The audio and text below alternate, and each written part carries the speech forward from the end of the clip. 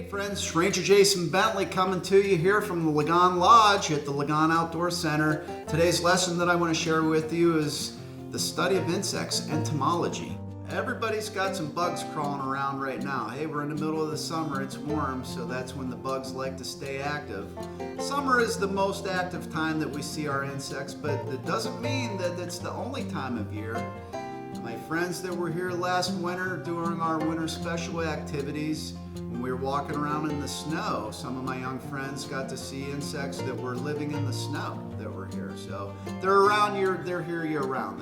They never go away. They may become a little dormant from the different times of the year, but insects make up the highest percentage of all the organisms that have ever been on this planet. Over 2/3 of every living organism on planet Earth has been an insect. So let's talk about how we can go about finding some insects where you live.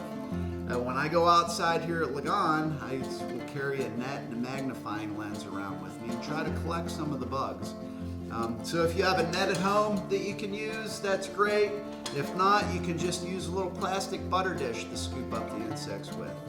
So some insects are good, some are bad. Obviously, if you get stung by a bee, you immediately say that was a bad insect because it hurts.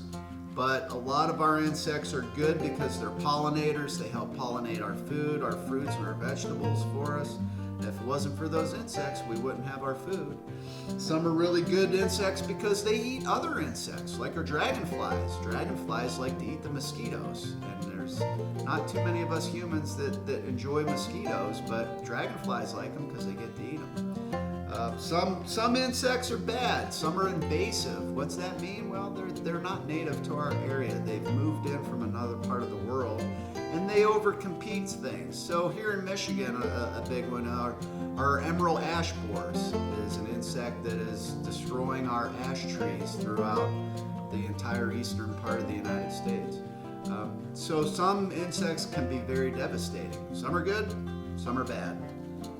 Some are pretty, some of them are pretty wild looking, so there's a huge difference in different insects. So I'm going to encourage you to go outside and look for some and see if you can collect some.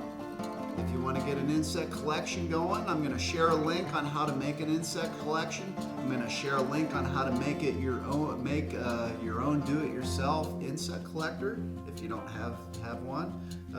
You probably have the stuff laying around at home that you can make a little collector out of all on your very own. I'm going to share a link on where you can find magnifying lenses when you're looking for those insects, because when you catch them, you got to get a magnifying lens up. They're pretty small. Sometimes you got to look at them really close. I'm going to share a link on our Ligon Outdoor Center insect pages. There's lots of information on categorizing them, classifying them, how to identify them. Lots of good info if you want to follow the links on there. I'm going to share some links on buying books if you want to pick up some identification books.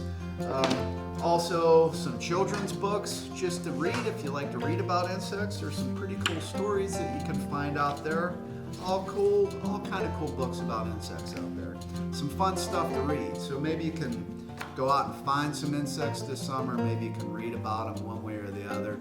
If you don't have any books or you can't order any, go down to your local library and find some books on insects down there. So as we go outside today, I'm going to try to see if I can find any of those little crawlers and those little creepers out in the woods.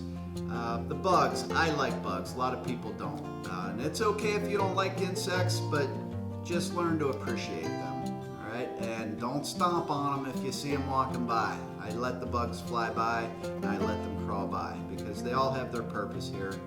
And let's see if we can go discover where some of them are living. Come on guys, let's go out in the woods.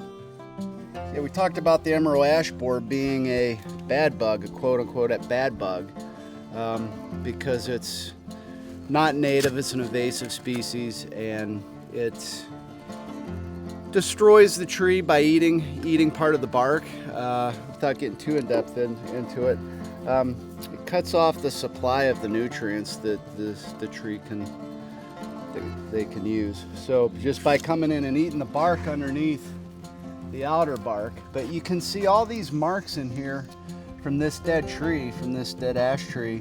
This is all insect damage. This is all from insects hollowing out, making their tunnels, making their places to live. But this is all from insect damage. And then on the outside of these trees, you can also see these little lines on the outside, right underneath the bark. And that's where the bug has been chewing and eating the wood in between these layers. And that's what destroys the tree. It eats that layer of the tree, which is where the nutrients transfer, and which is a basic way of describing it. But all these little tunnels are from insects, from emerald ash borers. So we've got some down trees on the ground. These have been here for a while. They're pretty dead and rotting. There's a lot of insect damage in here. That insect has been consuming the log, turning it, making it rot, turning it back into soil. But you know who knows that lives in these logs?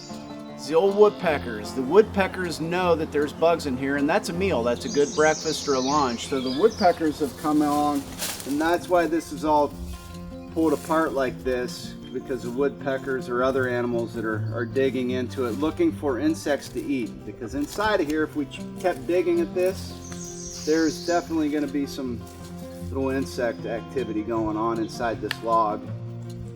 So, you know, you might have a log laying around in the woods somewhere where you live. All you do is kind of check it out and see if there's any activity.